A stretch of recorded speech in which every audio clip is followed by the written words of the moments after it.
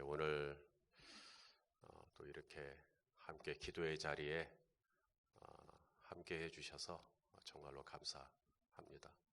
오늘 하루도 성령 충만한 하루가 되시기를 예수님의 이름으로 축원합니다. 함께 나눌 말씀의 제목은 은혜 받은 사람입니다. 지금 저는 오늘 이 한 주간 의도성을 가지고 장로 피택 선거를 앞두고 지금 말씀을 준비하고 전하고 있기 때문에 묵상도 자꾸 그쪽으로 갑니다. 그래서 첫째 날 기도하는 사람, 당신이 소망이다. 그 다음에 어제는 하나님이 인친 사람, 그리고 오늘은 은혜 받은 사람, 자꾸 그렇게 갑니다. 그래서 우리 후보자들은 자꾸 그걸 염두에 두세요. 하나님이 인친 사람이라고 하면 내가 인침받은 장로가 돼야 된다. 오늘 은혜 받은 사람 그랬으면 내가 은혜 받은 장로가 돼야 된다. 기도하는 사람 그랬으면 내가 기도하는 장로가 돼야 된다. 항상 그럴 염두에 두면서 말씀을 들으시면 좋겠습니다. 자, 성경에 많은 사람들이 나옵니다. 여러 인물들이 나오는데 가장 부러운 사람이 누구냐? 당신은 성경의 많은 인물 중에 가장 부러운 사람이 누굽니까? 라고 물으면 이 사람들이 대답이 참 다양해지겠죠. 어떤 분은 야곱이라 그래요. 왜 부럽냐? 아내가 넷이래. 참 뭘 모르는 거죠. 욥이 부럽대요. 왜 욥이 부럽냐? 갑절의 재산을 받았다. 얼마나 부럽는지 모르겠다. 어떤 사람은 강도가 부럽대요. 왜요? 막판에 구원받았잖아요. 그래서 우리 성도님들 중에도 가끔 그런 분이 있어요. 목사님, 내 마음대로 살다가 그냥 숨 거두기 직전에 예수님 영접하고 그리고 탁 천국 가면 얼마나 좋겠냐고. 이 땅에서도 내 마음대로 살고 또 천국까지 내 마음대로 갔으니 얼마나 좋겠냐. 그러시는 거죠. 몰라도 한참 모르시는 겁니다. 뭘 모르는가? 회개라는 게 내 뜻대로 되지 않습니다. 내 계획대로 되지 않아요. 여러분 오늘 회개하려고 어제부터 계획 세우신 분 계십니까? 회개는요, 내가 내일 새벽기도 가면 다 회개해야지. 그러면 회개가 쫙 열릴까요? 절대 그렇지 않습니다. 회개는 초자연적인 역사예요. 회개는 영적인 역사입니다. 아무나 회개하는 것 아닙니다. 회개를 하려면 몇 가지 전제가 필요한데 그 중에 하나가 뭐냐면 내 죄를 인정해야 돼요. 내 죄를 인정해야 회개가 나가는 건데 이게 사람이 자기 죄를 인정하기가 쉽지가 않습니다. 사람은 다 무슨 생각 갖고 있냐면 내 생각은 옳다라는 생각을 갖고 있어요. 그래서 이 교회도 내 뜻대로 내 생각대로 되면 다 잘 될 것 같은 거예요. 그러니까 내가 옳다라는 논리에 빠져 있으니 다른 사람들이 다 틀리게 보이는 겁니다. 그런 분이 어떻게 회개합니까? 회개 안 됩니다. 내가 내 죄라는 것을 인정을 해야 거기서부터 엎드려지고 거기서 마음이 깨지고 거기서 눈물이 쏟아지는 건데 나는 오라요. 나는 오라. 사람이 얼마나 죄인이냐고요? 자기 죄를 끝까지 부인합니다. 나는 잘못한 게 없어요. 그 정도로 사람이 죄인이에요. 그러므로 내가 호흡이 있을 때, 혈기가 있을 때, 젊음이 있을 때, 힘이 좀 남을 때, 좀 내 뜻대로 좀 살다가 막판에 내가 겸손한 마음으로 주여 이 죄를 용서하소서 하면 내가 탁 천국 가고 그러면 얼마나 좋겠나. 참 꿈은 가상하지만 절대 그렇게 되지 않습니다. 오늘 본문을 보십시오. 다섯째 나팔, 황충 심판이 어제 끝났고 오늘 여섯째 나팔, 인류의 3분의 1이 죽습니다. 전쟁으로 인해서.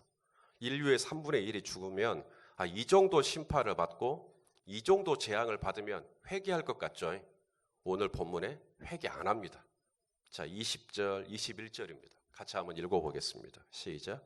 이 재앙에 죽지 않고 남은 사람들은 손으로 행한 일을 회개하지 아니하고 오히려 여러 귀신과 또는 보거나 듣거나 다니거나 하지 못하는 금, 은, 동과 목석의 우상에게 절하고 또 그 살인과 복술과 음행과 도둑질을 회개하지 아니하더라.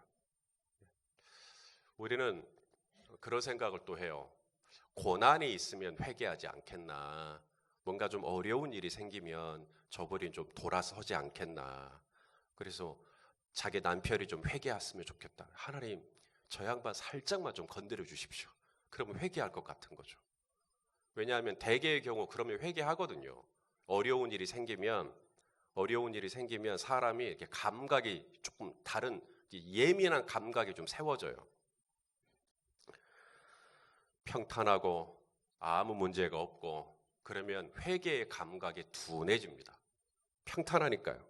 아, 내가 죄를 안 지은갑다 이 생각이 들어요. 근데 뭔가 어려운 일이 생기면 아, 내가 뭔가 잘못 살았나? 내가 뭔가 하나님 앞에서 바르지 못하나? 그래서 뭔가 감각이 예민해집니다. 저는 지금 하루에 한 끼 교회를 위해서 금식하고 있습니다. 금식을 하면 유익한 게 하나가 있어요. 감각이 예민해집니다. 어떤 감각이 예민해지나? 음식 냄새에 예민해져요. 농담입니다. 금식을 하면 무슨 감각이 예민해지냐면 하나님의 마음에 예민해집니다. 그게 유익함이 있어요. 여러분 앞을 보지 못하는 시각장애인들이 이 손의 감각이 좋아지죠. 그래서 마사지 같은 걸 정말 잘하기도 합니다. 또 청각장애를 가지고 계신 분들은 사람의 입술을 보고 구순술이라 그러죠. 입술을 보고 모양을 무슨 말을 하는지를 알아듣는 감각이 예민해집니다. 금식이라는 것은 음식을 끊는 거잖아요. 음식을 끊으면 다른 감각들이 살아납니다. 그 감각인즉슨 하나님과 성령님께 예민해지기 시작해요. 그래서 금식의 유익함이 있는 겁니다. 고난은 일종의 상실이죠. 제가 음식을 끊는 것처럼 고난으로 말미암아 뭔가가 끊어지는 거예요. 뭔가가 잘라지는 겁니다. 그렇게 되면 우리 안에 둔감해 있던 이 영혼이 예민해집니다. 양심이 예민해져요. 그래서 감각들이 살아납니다. 그래서 회개하기도 해요. 아, 주님 내가 잘못 살았습니다. 주님 내가 잘못했습니다. 그렇게 하나님 앞에 회개하기도 합니다. 그런 면에서 고난은 가장된 하나님의 예비한 축복이요. 또 하나님의 메가폰이다. 이런 이야기도 있습니다. 그런데 모든 고난이 다 그런 건 아닙니다. 하나님이 살짝만 손대주세요. 그래서 하나님의 고난을 허락하셨다 치더라도 그 고난이 그 영혼을 100% 회개의 자리로 이끄는 보장이 될 수가 없어요. 제 아무리 고난이 와도, 제 아무리 어려운 일이 닥쳐도, 제 아무리 하나님이 시험을 허락하셔도요, 회개 안 할 사람은 회개 안 합니다. 오늘 본문을 보십시오. 황충제약을 만났습니다. 황충제약이라는 말은 음식이 다 끊기는 거예요. 이제 먹을 게 없는 거예요. 그런데도 회개 안 합니다. 인류의 3분의 1이 죽어요. 어제 했죠. 땅의 3분의 1, 바다의 3분의 1, 강의 3분의 1, 해와 달과 별의 3분의 1, 자연 환경이 다 파괴돼 버린 겁니다. 그래도 오히려 회개 안 합니다. 아주 회개 안 해요. 그리고 오늘 본문에 보니까 오히려 여러 귀신을 섬기고요. 오히려 다른 종교에 더 몰입하고 더 많은 신들을 만들어 섬기고 금, 은, 동, 목석, 우상에게 절하고 살인하고 복술, 음행, 도둑질 끊임없이 하는 거예요. 그러므로 여러분 우리가 받을 수 있는 은혜 중에 은혜가 있어요. 그게 바로 회개의 은혜입니다. 그 진짜 큰 은혜예요. 은혜가 뭐냐? 어떤 사람은 돈을 자랑해요. 돈이 많은 게 자기 은혜인 거예요. 나 돈이 이렇게 생겼다. 은혜 받았다. 어떤 분은 자녀를 자랑합니다. 우리 자녀가 이만큼 한다. 나 은혜 받았다.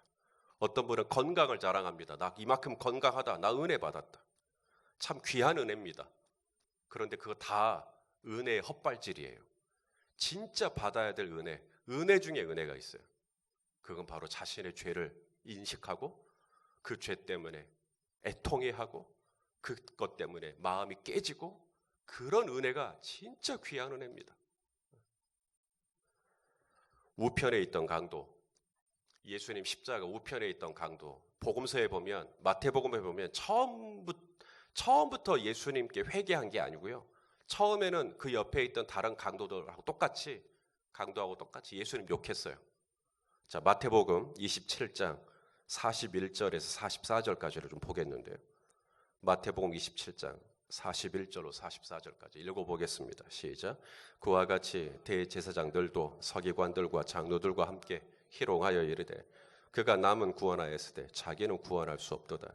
그가 이스라엘의 왕이로다. 지금 십자가에서 내려올지어다. 그리하면 우리가 믿겠노라. 그가 하나님을 신뢰하니 하나님이 원하시면 이제 그를 구원하실지라. 그의 말이 나는 하나님의 아들이라 하였도다 하며 뭐예요? 함께 십자가에 못 박힌 강도들도 이와 같이 욕하더라. 처음부터 회심한 거 아닙니다. 처음에는 똑같이 예수님 욕했어요. 너 하나님의 아들이라며. 그러면 우리도 구원해봐. 이런 식으로 욕을 한 겁니다. 근데 중간에 회심하죠. 회심을 하니까 이렇게 말합니다. 누가복음 23장 42절.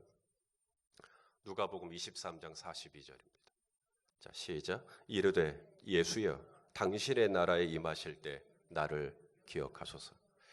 처음에 예수님하고 함께 매맞고 조롱을 받고 채찍질을 당하고 십자가를 끌고 가고 사람들이 침뱉음 당하고 이럴 때는 예수님이 너무나 말하자면 힘이 없는, 도저히 메시아라고 느낄 수 없는, 아무런 기대감이 없었어요. 그래서 예수님을 욕하는 거죠. 다른 사람들하고 똑같이. 그런데 그 이후에 예수님을 계속 이 우편에 있던 강도는 지켜봤겠죠. 예수님이 어떻게 반응하나. 근데 예수님이 털 깎는 자 앞에서 잠잠한 어린 양같이 이 모든 고난을 담당하는 겁니다. 대개의 경우는요, 로마 군사가 때리면 대개의 죄수들은 같이 소리를 지릅니다. 욕을 하고요. 왜 자기를 때리냐고. 누가 자기한테 침을 뱉으면 같이 침 뱉고요. 누가 자기를 때리면 나도 같이 때리려고 그러고요. 아주 거칠어지고 포악해집니다. 그렇게 하면서 악을 바라는 것이죠. 그런데 예수님은 그냥 가만히 계시는 겁니다. 옷 벗기면 옷 벗김 당하고, 갈대로 때리면 가만히 있고, 주먹으로 치면 가만히 있고. 다른 일반 죄수들하고는 좀 반응이 좀 달라요. 여인들이 뒤에 쫓아다니면서 막 우니까 예수님이 뭐라 그랬어요? 여인들아 울지 마라, 울지 마라. 나를 위하여 울지 말고 너와 너희 자녀들을 위해서 울어라. 더 기가 막힌 것, 예수님이 십자가에 못 박힐 때, 대개는 십자가에 못 박힐 때 죄수들이 소리를 막 지르고 마지막 발악을 하는 법인데 예수님은 아버지여 저들이 하는 짓을 모릅니다. 저들을 용서해 주십시오. 그때 회심한 겁니다. 이불이 다르다. 우리는 죄를 정죄받아 마땅하지만 이분은 아무런 죄가 없구나. 그때 회심한 거예요. 그리고는 뭐라고 말해요? 예수여 당신의 나라에 임하실 때 저를 좀 기억해 주십시오. 여러분, 우리가 십자가 우편에 있던 강도를 부러워한다면 이 강도가 천국에 갔기 때문에 부러워해서는 안 되고, 이 강도가 회심을 한 거예요. 회개를 한 겁니다. 그 점을 우리가 부러워해야 돼요. 그 눈이 열리고 내 죄가 깨달아지고 거기서 내 죄 때문에 아파하고 하나님 앞에 애통해하면서 그 부분이 우리가 진짜 부러워해야 할 은혜인 겁니다. 오늘 본문에 회개하지 않는 사람들 왜 회개를 안 하나, 20절을 좀 다시 한번 보십시오. 20절에 보니까 그런 표현이 나와요. 보거나 듣거나, 보이십니까? 보거나 듣거나, 그 다음 다니거나 하지 못하는 금은동과 목석의 우상에게 절했다. 아니 그냥 금은동과 목석의 우상에게 절했다 해도 되는데요.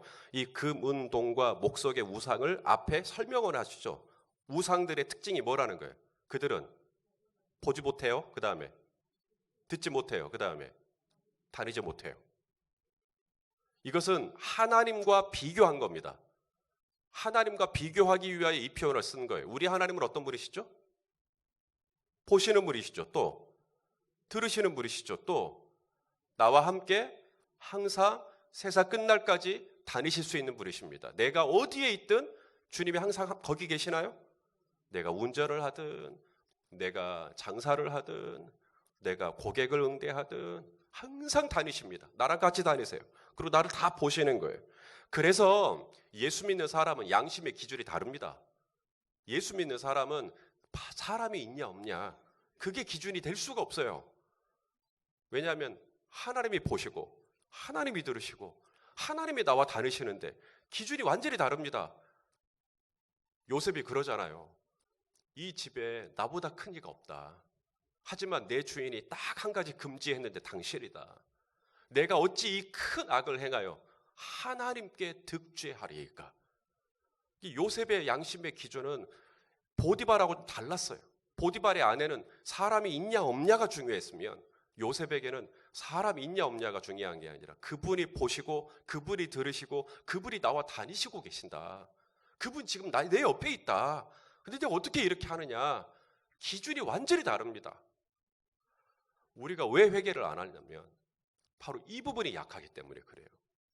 정말 그분이 나를 보시고 정말 그분이 나를 들으시고 그분이 나와 늘 동행한다는 생각을 하게 되면 우리는 깜짝깜짝 놀라야 됩니다. 세상에 내가 이런 생각을 하다니, 세상에 내가 이런 말을 내뱉다니, 세상에 내가 이런 죄를 짓다니 깜짝깜짝 놀라야 돼요. 그리고 하나님 앞에 뜨끔거리는 마음으로 오 아버지 제가 또 이런 망령된 생각을 품었나이다. 하나님 앞에 또다시 회개하고 돌이키고. 사도 바울이 그렇게 고백하죠. 로마서 7장 18절 19절입니다. 로마서 7장 18절 19절 읽어볼까요? 시작. 내 속 곧 내 육신에 선한 것이 얼마큼 있어요? 없어요. 내 속에 선한, 사도 바울입니다. 사도 바울이 뭐라고 그러면 내 속에 선한 것이 없대요. 내 속에 선한 것이 거하지 아니하는 줄 아노니 원함은 내게 있으나 선을 행하는 것은 없노라. 내가 원하는 바 선은 행하지 않고 도리어 원치 아니하는 바 악을 행하는도다. 얼마나 양심적인 고백입니까? 정말 나 잘 살아보고 싶은데 잘 안 된다 이 말이잖아요. 한번 주님 뜻대로 살아보고 싶은데 안 된다 하는 이야기입니다. 말씀대로 살아보고 싶고 순종하고 싶고 더 성령님께 민감하고 싶고 그래도 잘 안 되더라는 거예요. 원함은 내게 있지만 행함이 잘 안 되더라. 나는 사도다. 나는 흠이 없다. 나는 완전하다. 나는 의로운 사람이다. 나는 꽤 깨끗하다. 이렇게 말할 수 있는 여지가 있습니다. 바울은. 근데 바울이 그렇게 고백하지 않아요. 내 속에 선한 게 없어. 선한 게 없어. 왜요? 나를 보시고 나를 들으시고 나와 늘 동행하시는 하나님 앞에 살기 때문에 자기가 얼마나 죄인인가를 아는 거예요. 그래서 그의 인생 말년에 디모데에게 그렇게 고백하죠. 죄인 중에 내가 괴수다. 이 세상에서 제일 악한 사람이 바로 자기라는 거예요. 어떻게 그런 감각을 가질 수 있나? 어떻게 그런 민감함을 가질 수 있나? 보거나 듣거나 다니거나 하실 수 있는 하나님 앞에 있으면 우리의 이 지각은 점점 예민해져요. 함부로 못 살아요. 사랑하시는 성도 여러분, 어떤 성도가 부럽습니까? 바로 은혜 받은 성도죠. 은혜 중에 은혜가 뭡니까?